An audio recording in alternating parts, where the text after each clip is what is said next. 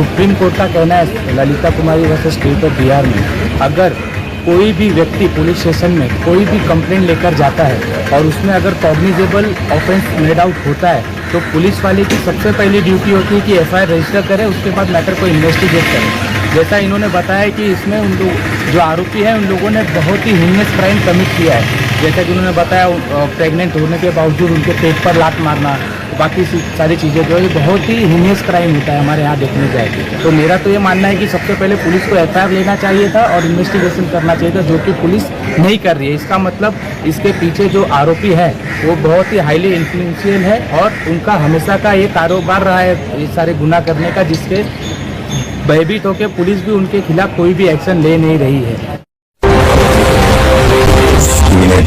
देखो, शिकंजा की तो दूर की बात है। सबसे पहले तो उन्होंने हमारी कंप्लेंट एफआईआर दर्ज नहीं कराई अभी तक। 3 साल से हमने नए बोल के 50 से 60 कंप्लेंट इस आरोपी के और इसके पूरे गिरोह के खिलाफ हम लोग ने कर दिया, लेकिन अभी तक उन्होंने हमारे 1-2 बार स्टेटमेंट लिए, लेकिन उसके बावजूद कोई भी एफआईआर रजिस्टर अभी तक हुई नहीं है। तो इसके बाद हमारे पास एक ही प्रावधान होता है जो है कोर्ट में हम लोग ने केस फाइल किया है। कोर्ट से हमें ऐसी अपेक्षा है कि हमें यहाँ से न्याय मिलेगा।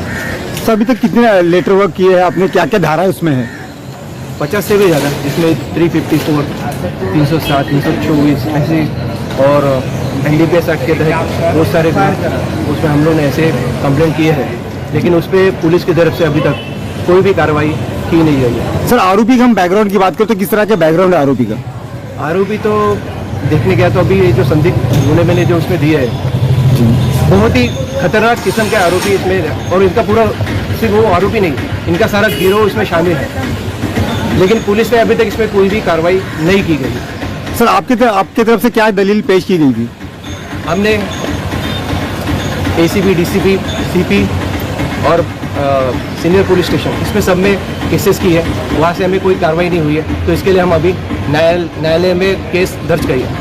Thank you. क्या कहना चाहोगे इस बारे में? सर देखिए, मेरा ऐसा कहना है कि जैसे अभी वकील साहब ने प्रशांत जौहरे जी ने बताया कि पिछले 3 सालों से वो लोग यहाँ पर लेटरबाजी कर रहे हैं, कंप्लेंट दे रहे हैं पुलिस स्टेशन में। आपको मैं याद दिला दूँ कि सुप्रीम कोर्ट का कहना है ललिता कुमारी वर्सेस स्टेट ऑफ बिहार में अगर कोई भी व्यक्ति पुलिस स्टेशन में कोई भी कंप्लेंट लेकर जाता है और उसमें अगर कॉग्निजेबल ऑफेंस मेड आउट होता है तो पुलिस वाले की सबसे पहली ड्यूटी होती है कि एफआईआर रजिस्टर करे, उसके बाद मैटर को इन्वेस्टिगेट करे। जैसा इन्होंने बताया कि इसमें उन लोग जो आरोपी हैं उन लोगों ने बहुत ही हीनियस क्राइम कमिट किया है। जैसा कि उन्होंने बताया प्रेग्नेंट होने के बावजूद उनके पेट पर लात मारना, बाकी सारी चीज़ें जो है बहुत ही हीनियस क्राइम होता है हमारे यहाँ देखने जाए तो मेरा तो ये मानना है कि सबसे पहले पुलिस को एफआईआर लेना चाहिए था और इन्वेस्टिगेशन करना चाहिए था, जो कि पुलिस नहीं कर रही है। इसका मतलब इसके पीछे जो आरोपी है वो बहुत ही हाईली इन्फ्लुएंशियल है और उनका हमेशा का ये कारोबार रहा है ये सारे गुनाह करने का, जिसके भयभीत होकर पुलिस भी उनके खिलाफ कोई भी एक्शन ले नहीं रही है। और अब इसके बाद इन्होंने जैसे यहाँ की पुलिस स्टेशन में कोई भी एफआईआर नहीं ली तो उन्होंने प्रोसीजर के हिसाब से जो हमारी कानूनी प्रोसीजर है उसके हिसाब से हायर अथॉरिटी को भी दी, तो हायर अथॉरिटी को भी इस चीज़ का संज्ञान लेना चाहिए था, लेकिन उन्होंने भी लिया नहीं इस बारे में संज्ञान। इसलिए अब इनके पास कोई ऑप्शन नहीं है, बट कोर्ट में हम आए हैं। कोर्ट से हमारी यही दरख्वास्त है कि एक लेमैन, एक मामूली आदमी जो पुलिस स्टेशन जाता है अपनी शिकायत लेकर, वहाँ उसकी सुनवाई नहीं हो रही है तो कोर्ट उस मैटर का संज्ञान ले और उसमें जो भी ऑर्डर हो सकता है, जैसे कि एफआईआर करने का ऑर्डर का डायरेक्शन दे नियरेस्ट पुलिस स्टेशन को, उनके कंसर्न पुलिस स्टेशन को एफआईआर रजिस्टर करे और जो आरोपी है इनके पीछे उनको कड़ी से कड़ी सजा दे, उनके ऊपर एक्शन। मेरा कारण ये है कि एक आरिफ शेख बंदा है नाम का, जो मतलब हमारा 3 साल पहले मैं उसको भाई बोलती थी, फिर उन्होंने वो थोड़ा कहते हैं ना माफिया टाइप है, ड्रग्स डीलर है, उसने हमें मुझे और मेरे मिस्टर को भी इस नशे की दुनिया में डाला था। उसके बाद कुछ कारण हुआ था, मैंने उसे हटा दिया था, मुझे नहीं चाहिए था वो भाई, क्योंकि मेरे बच्चे हैं, सब कुछ है, इनको भी घर से भगा दिया था, बार बार मारने की धमकी दे रहा था। तो हमने बहुत सारे केसेस भी किए, पुलिस स्टेशन भी गई मैं 2 बार, एक बार फिजिकल भी गई मैं, फिजिकल जाके मैंने इनके ऊपर फिर से जहाँ पे ये हुआ है ना कांड परसों, वहाँ पे एक बार और अगस्त में 2020 में वहाँ पे उसी बंदे ने इनको 10 लड़कों के साथ लेके मारा था। तो मैं गांव में थी क्योंकि मैं यात्रा पे रहती हूँ, मैं हमेशा यहाँ पे अवेलेबल नहीं रह सकती। तो मैं वहाँ से आने के बाद मैं पुलिस स्टेशन गई, मैंने सारा बात वहाँ पे जो थे, जो लेडीज़ थी, उसने मुझे 2 घंटा बैठ के सारा बात पूछा। मैंने 2 घंटे तक उनके सब अच्छे गंदे सब सवालों के जवाब दिए।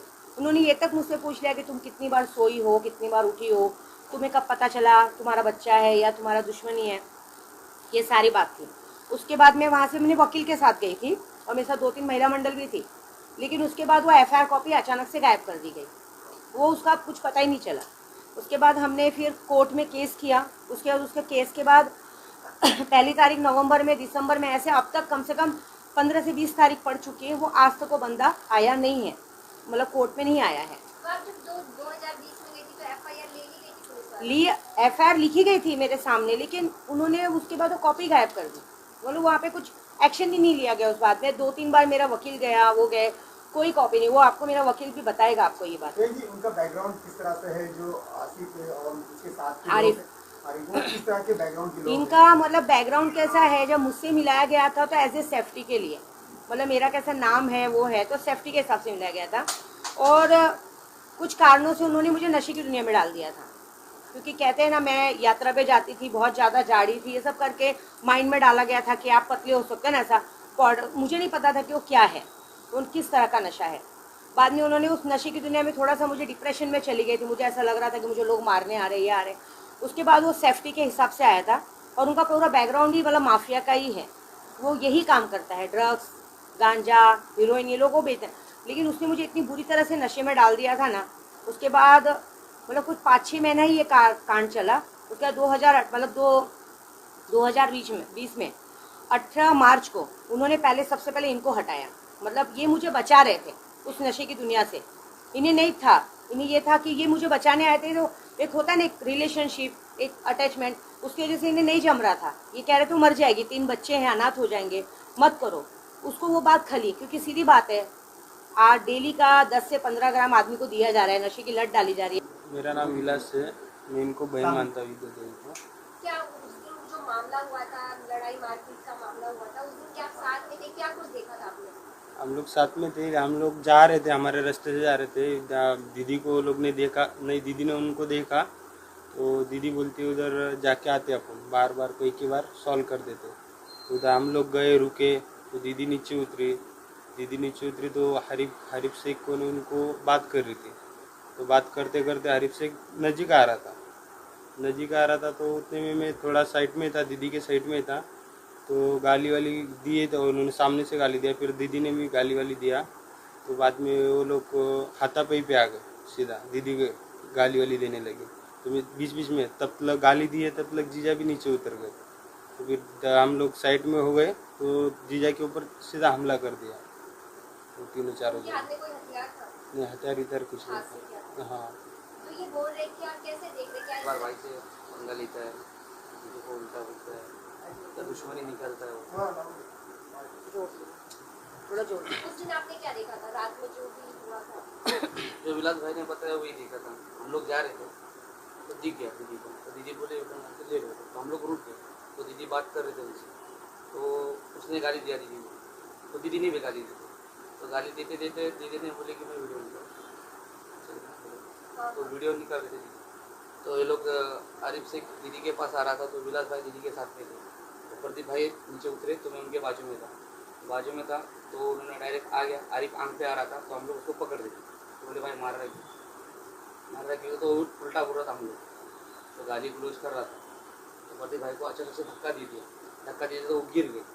गिरने के बाद फिर दीदी बीच में आए, तो दीदी को भी पेट में लग गया था। तो दीदी को विलास भाई साइड पे लेके जा रहे थे, फिर हम लोग सबको छुड़ाए, तो वहाँ से हम लोग निकल गए। ये आरिफ का बैकग्राउंड किस तरह का है, क्या कारोबार है? और मेन तो एक बात और है थोड़ा सा, कि अगर ये दोनों थे, मैंने वो भी वहाँ पे देखा कि ये जैसे मेरे साथ खड़े हैं वहाँ पे, तो वहाँ पे कोई ब्लू शर्ट वाला आदमी था, उन्होंने इनको डायरेक्ट बोल रहा है कि तुम जाओ, मतलब कोई मदद करने आ भी रहा है हमारी, तो उनको हटाया जा रहा है कि आप जाओ यहाँ से, इसको बोल देंगे, उसको बोल देंगे। मतलब ये क्या है, कोई मदद भी नहीं कर सकता, बीच में मत आओ। बीच में मत पड़ो, मतलब क्या है कि हमारी बहन है, इनको भगाया रहे कि तू बीच में से जाओ मत, और इनको बाहर जैसे निकले, सीधी बात है, तो इनके ऊपर हाथापाई क्यों शुरू किया, मुझे वो समझ में नहीं आया कि वो बंदे को क्या जरूरत था। भाई बहन माना है तो बहन का रक्षा करना हमारा फर्ज है ना, राखी बांधते हैं हम फर्ज करेंगे।